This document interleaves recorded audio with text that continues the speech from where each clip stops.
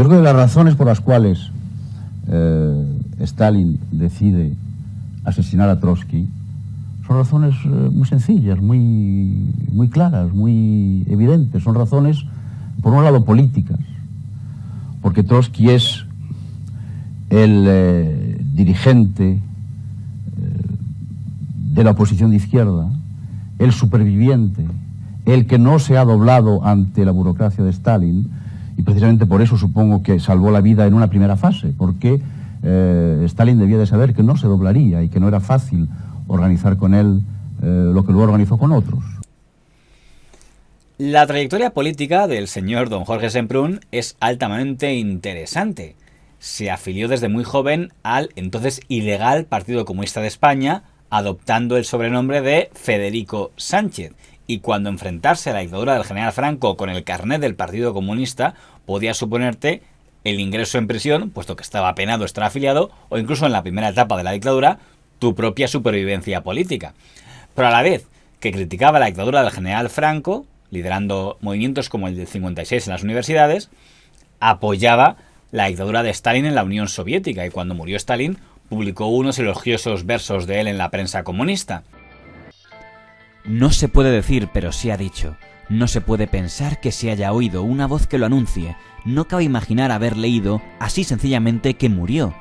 No se puede escribir, pero está escrito. Ya el corazón de Stalin ya ha dejado y ya dejó de latir. Ya no ha latido su corazón aliento del partido. De esta muerte de Stalin para siempre, que el rumoroso tiempo se enmudece del silencio de Stalin para siempre, pensadlo para siempre, ya nunca más, ya nunca, ya jamás, ya nunca hablando Stalin sonriente, pensadlo para siempre, La clase obrera está huérfana. Se nos ha muerto el padre, el camarada, se nos ha muerto el jefe y el maestro, capitán de los pueblos, arquitecto del comunismo en obras gigantescas. Se nos ha muerto, no hay palabras. Redoblen los tambores del silencio. Se nos ha muerto Stalin, camaradas. Apretemos las filas en silencio. Él asegura en sus memorias que ya había empezado a tener dudas sobre el stalinismo a partir del proceso de Praga. A principios de los años 50 se celebró en Praga, la capital de Checoslovaquia, el llamado Proceso de Praga, más conocido por sus detractores como el Juicio Farsa. El responsable del proceso era Klement Gottwald, un antiguo carpintero que ahora, como jefe del partido y presidente de la República, era el dictador absoluto de Checoslovaquia, siempre fiel a Stalin. Los acusados por Gottwald, 11 antiguos compañeros de partido. En sus memorias, el dirigente comunista español Jorge Semprún recuerda cómo vivió aquel proceso hablándose a sí mismo. En el otoño de 1952, leíste en l'Humanité el resumen del acta de la acusación contra Rudolf Slansky y demás camaradas del PC checoslovaco, entre cuyos acusados también figuraba Arthur London. Leíste que Josef Frank, del PC de Checoslovaquia, había confesado haber trabajado a las órdenes de la Gestapo en el campo de concentración de Buchenwald. Te dio un vuelco al corazón, te paralizó por un momento un extraño escalofrío. Frank había sido tu compañero de trabajo en el servicio de Abtersbalik de Buchenwald. Habías convivido con él durante 2 años. Supiste inmediatamente que la acusación era falsa. Además, Semprún también confiesa creer en la inocencia de Ladislao Raj, otro comunista que tras haber estado en un campo de concentración nazi, había acabado ejecutado por sus propios compañeros como traidor en Hungría. En su relato, cita al historiador y también miembro comunista señor Tullón de Lara. Todo era falso, como luego se demostró. Pues bien, en aquella época, un camarada de tu célula, Manuel Tuñón de Lara, que ahora se nos presenta tan liberal, te dijo en el curso de una conversación personal, en la que expresabas algunas dudas sobre el asunto, que todas las acusaciones eran ciertas, que él mismo había visto fotocopias de la ficha de liberación de Laszlo Raj en el campo de concentración francés, ficha que demostraba la intervención directa de la Gestapo en dicha liberación. Le preguntaste, como es lógico, quién le había enseñado esa ficha. Puso Tuñón de Lara cara de misterio y te dijo en voz baja que eran los camaradas soviéticos.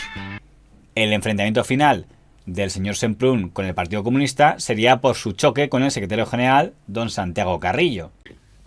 Cuando Dolores dimite del cargo de secretario general fue como una sorpresa, un bombazo, pero en realidad ella vino a a poner en práctica algo que ya se estaba realizando, ¿no? O sea, realmente el secretario general del partido era ya Carrillo, en el sentido de que él dirigía el centro de trabajo operativo en París, Dolores Ibarruri estaba en la mayor parte del tiempo en los países del Este, o en Moscú, o en Rumanía, según la época del año, y realmente la dirección operativa la llevaba Carrillo. Según la versión del señor Semprún, el choque se debía a que él había entendido que mantener el planteamiento de que iban a tomar el poder mediante una revolución popular era inviable, porque una España en la que había clase media y donde gran parte de los españoles ya tenían tele y coche, era implanteable que ese pueblo español fuera a la revolución para tumbar el régimen y poner un régimen comunista. Un argumento por el cual el señor Semprún y el señor Claudín, que le apoyaba, fue expulsado del partido. La versión del señor Santiago Carrillo es bastante diferente sobre esto. El caso de Federico Sánchez es algo diferente. Federico Sánchez tenía una vocación de escritor que no había podido realizar. Y estaba agobiado y cansado del trabajo clandestino. Yo le propuse que se dedicara a escribir sin necesidad de crear ningún escándalo político, ninguna situación conflictiva. Pero no me hizo caso. Yo en el año 63, siendo miembro del comité ejecutivo y publicado mi primera novela, El largo viaje, he obtenido el premio Formentor. He escrito esa novela en Madrid, en la clandestinidad, en la calle de Concepción Bahamón, de número 5, que fue el apartamento franco del partido donde luego vivió Julián Grimao, y nunca ese trabajo político me ha impedido hacer ese libro. Él buscó un elemento y una crítica personal, le perdonaba la vida, en cierto sentido, cuando en el fondo lo que había era una divergencia política fundamental. Lo que pasa es que Carrillo no se llega a convencer, y los últimos meses lo demuestran también, de que los intelectuales tenemos dos cosas, carácter y opiniones políticas. Y que naturalmente él considera al intelectual como un hombre que tiene que ser inteligente pero blando. Y cuando se encuentra con un intelectual que es, perdóneseme la excesiva inmodestia, suficientemente inteligente como para tener ideas propias y no solo las del secretario general, y además tiene carácter, entonces está desconcertado y tiene que buscar otra explicación de la diferencia. En 1977, el Partido Comunista de España es legalizado con el señor Carrillo como líder y adopta el planteamiento de un partido occidental en un sistema de libre mercado, lo cual se asemeja un poco al planteamiento que había dicho el señor Semprún 10 años antes. Es en ese momento cuando el señor Semprún se cobra venganza y saca el libro de autobiografía de Federico Sánchez, que es en gran medida un ataque a todos sus amigos comunistas, en particular a don Santiago Carrillo.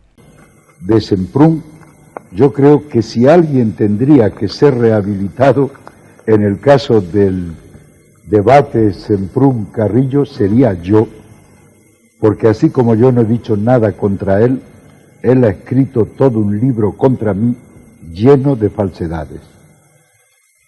Al mismo tiempo... Por lo tanto, usted lo ha leído. Estuve mucho tiempo sin leerlo y no leo ese género de literatura en general. El punto más controvertido de ese libro sería la referencia que hace a el señor don Julián Grimau, el gran mártir del Partido Comunista de España por morir ejecutado durante la dictadura del general Franco. Además, dentro del propio Partido Comunista, figuras como don Jorge Semprún reconocían la existencia de informes sobre la participación de don Julián Grimau en el aplastamiento del POUM, Partido Obrero de Unificación Marxista, grupo aplastado por los comunistas durante la Guerra Civil, acusado de trotskismo. Para los comunistas, el señor Semprún se había convertido en un anticomunista. Pero es cierto que la conversión del señor Semprún se quedó en volverse socialista o socialdemócrata. No así su hermano, don Carlos Semprún, que también había sido comunista stalinista, y en su caso su evolución le acabó llevando a escribir artículos dando vivas a Pinochet. En tu libro, bueno, no ahorras adjetivos a la gente. Bergamín, simpático cretino, Dolores Ibarruri, la vieja puta, la monstruosa. No, espera, perdón, eso lo llamaba Santiago Carrillo. Eso lo decía Santiago Carrillo. Yo cuento un episodio en donde Santiago Carrillo le instata a la pasionaria de vieja puta. Vapuleas a Carrillo, vapuleas a Enrique Mújica, vapuleas a Tuñón de Lara, vapuleas a Aro Teglen. Sí. meto con mis viejos camaradas del Partido Comunista, me meto incluso con viejos camaradas del Frente de Liberación Popular. Se lo ha tomado tu hermano Jorge, que en aquellos años se llamaba Federico Sánchez, y luego terminó de ministro de Cultura. Pues no se lo toma muy bien, Pero mientras que don Carlos Semprún no ocuparía más cargo que el de ser columnista en ABC o en Libertad Digital, en el caso de don Jorge Semprún sí ocuparía cargos muy importantes en el PSOE, cuya llegada al poder en 1982 aplaudía así en Televisión Española.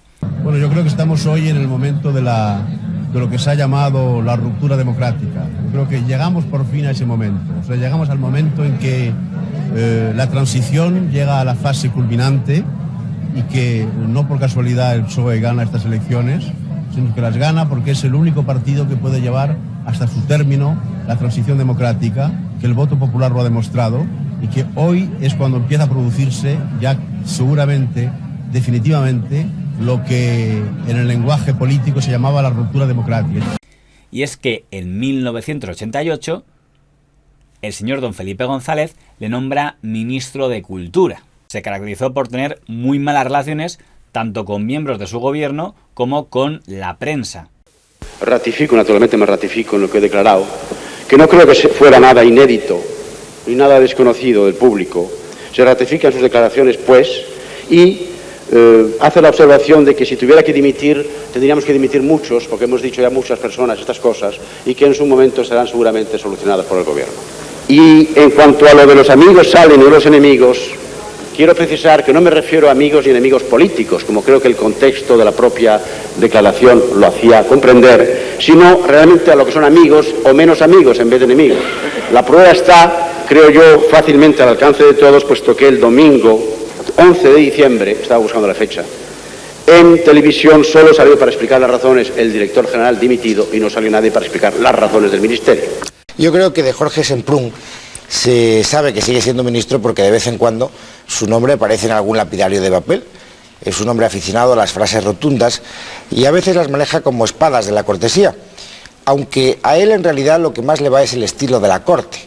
Tiene toda la facha de senador patricio de la antigua Roma, el mismo color de pelo, el mismo gesto burgués y la misma oratoria de arquitectura pomposa. Luego en realidad no tiene más credencial ortográfica que la de algunas novelas de infecundo sentido comercial. Detrás de su fachada albina y honorable se esconde una biografía de ideas nómadas. Hizo, por ejemplo, profesión de fe del marxismo, colmó de florilegios el culto litúrgico a la pasionaria, se codeó con la Gauche Divine de París, combatió el franquismo con versos, por cierto, insoportables, y al final hizo su propio examen de conciencia en el momento de rendir fidelidad a sus viejas banderas. Trabajó durante décadas por la huelga general, pero fue precisa su presencia en el gobierno para el advenimiento de la primera. Para entonces ya estaba en el otro bando, ya había hecho apostasía de la revolución y ya le habían negado a Cela su quinto Cervantes. Aparte de eso, su gran contribución al mundo de la cultura ha consistido, vamos a ver, en lapidar con improperios a la Beautiful People, en quemar en la hoguera a Pilar Miró, en poner a la gente de cine en formación de combate, en atacar a la prensa como un inquisidor del santo oficio, en silenciar su opinión sobre la obra de Dalí y en dejarse atacar por los celos en cuanto le han dado a Cela el Nobel de Literatura. El señor Semprún, siendo ministro de Cultura, vive la muerte de la pasionaria, alguien a quien había criticado mucho en su libro, pero que en ese momento le tocaba rendir homenaje. Es una época histórica que se termina. Yo creo que es muy simbólico que Dolores muera en estos momentos en que está derrumbándose aquel universo por el cual ella luchó y en el cual creyó.